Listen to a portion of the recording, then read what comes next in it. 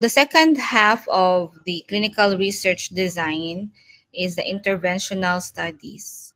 Okay, um, it is somewhat um, familiar to us as pharmacists, of course, because all of the drugs that are out in the market right now underwent interventional studies. They have background, or they were subjected to, or there are the ones used as interventions of this type of clinical study design. So we call them interventional studies from the term intervention.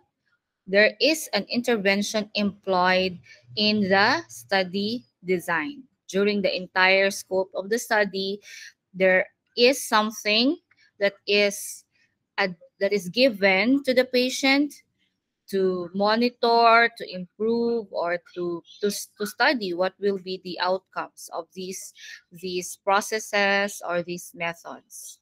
And these are called interventions.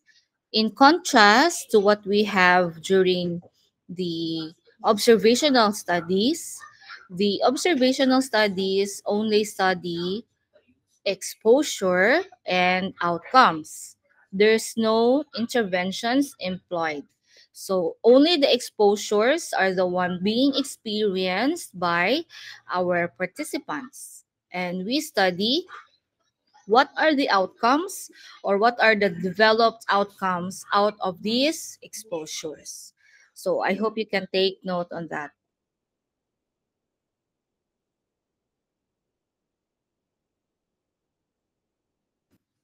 All right, so I hope you take note the difference between the previous one, the observational studies, and now we are going to enter interventional studies. Just for you to recall the observational studies, though we have the very famous the cohort studies, we have also the case control studies, and then we have the cross-sectional studies. Now, for the interventional studies, as I mentioned a while ago, the term clinical trial. So it is the famous example under interventional studies. But before we proceed to that, let us know first what is a clinical research, and let's ask once again why we do clinical research. Okay, so that we will not be lost on why do we do such thing.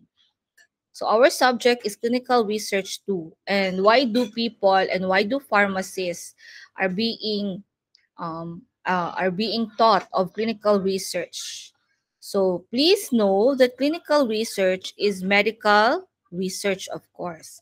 It studies people. It does not just study the animals, the rats, our rabbits. We now study people to understand more health and the disease, the relationship of health and disease, and vice versa. So I hope in the future we'll be able to participate as a researcher for a clinical research. So clinical research helps improve the way doctors treat and prevent illness. I keep on repeating this because clinical research is the foundation of our evidence-based medicine.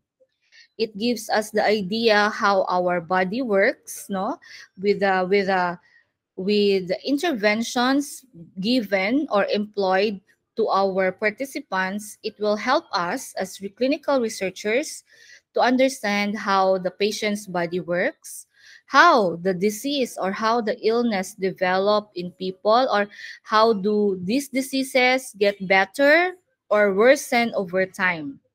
So we will be able to observe or to document these changes. If an intervention is given, does the disease resolve in shorter time, or just the same way as it is when before the intervention was given? Also, it gives us the idea how our body can handle possible treatments.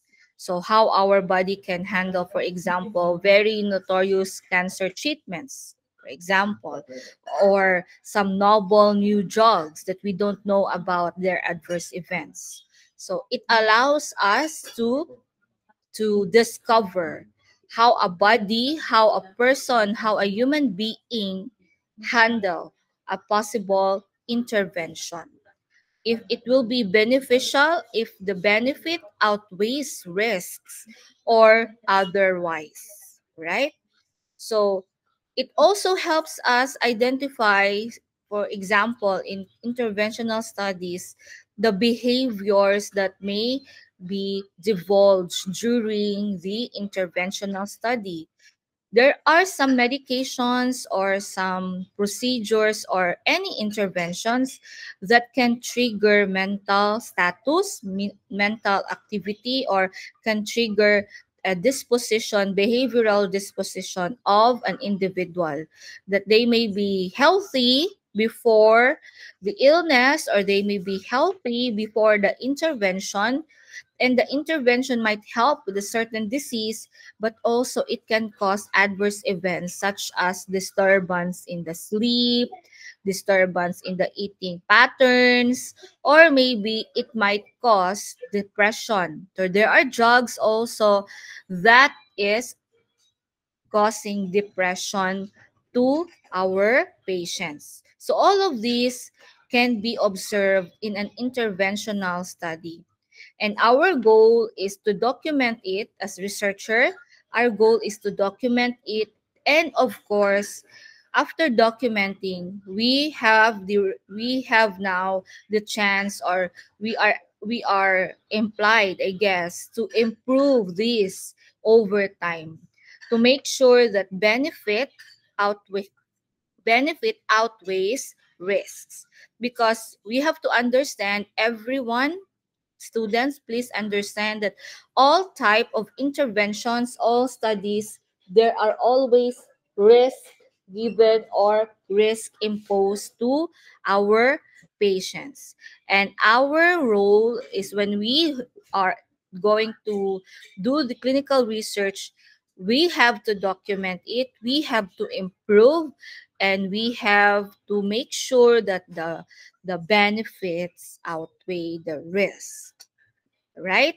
So I hope that is clear to everyone. So now let's proceed. The specific clinical research that we are going to study this morning, this is about clinical trials, or sometimes we are calling it as interventional studies. So for interventional studies, okay, we have here research studies in which researchers assign participants to get one or more interventions to test what happens in people. So please take note that a patient may receive one or more interventions. So an intervention is an investigational method, process, drug, whatever is it, in different forms that are given to a certain population, which means it is not approved yet for doctors to prescribe to people. We the doctors are not allowed to prescribe it, because still, as you can remember, with our drug development, drug discovery process, we have to pass first the clinical trials before we can get a new drug application, or what we commonly call as NDA. And when it is approved, that's the time that we can roll it out to the market.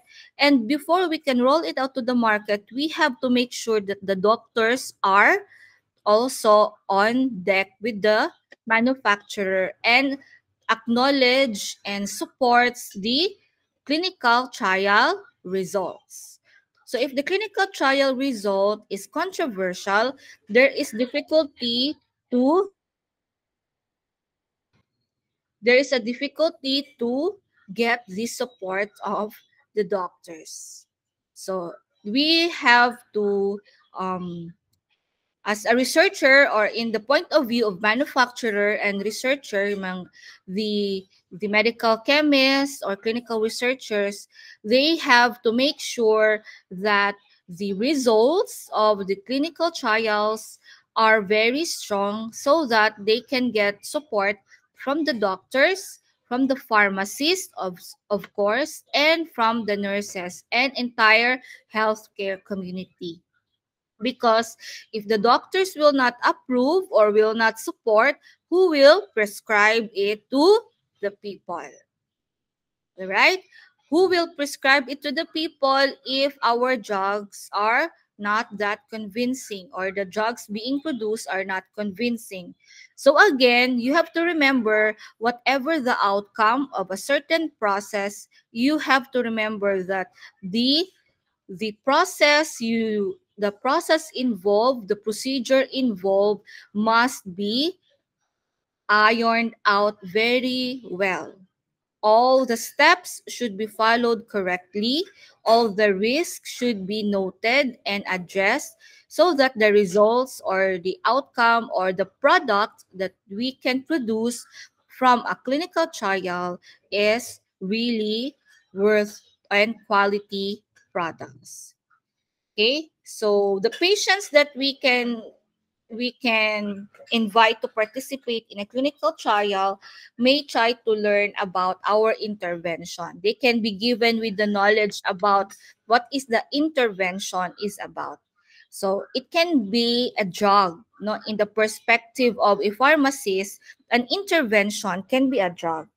But in the perspective also of a psychometrician or psychiatrist, an intervention can be a non-pharmacological method. Like, for example, in the management of depression, in the management of insomnia, very simple insomnia. So not all the time that we resolve to giving them benzodiazepines, right? So some also in the discipline of psychology and all of those healthcare professionals related to psychology, they may have a different definition of intervention, and it is not always drugs. It can be, or majority of the interventions of psychology discipline is non-pharmacological approaches. The main difference in the clinical trial participants relies on our randomization later. Okay, so there are assigned interventions to each of these participants. So just to give you an overview, this is what we have studied last time, this one, observational studies. And this is what we're going to study right now, the clinical trial. So in the picture, as shown here, we as a researcher uses the magnifying glass because we are going to observe the participants or the people having that exposure and what are their outcomes. So we do not assign participants to any intervention because there is no intervention actually in the observational studies, just the exposure, okay, of their regular daily life. And then on the other hand, we have the clinical trial. So for the clinical trial, researchers do assign participants, as I've mentioned a while ago, to one or more interventions. So sometimes we assign them randomly. The clinical researchers assign them, the participants, randomly.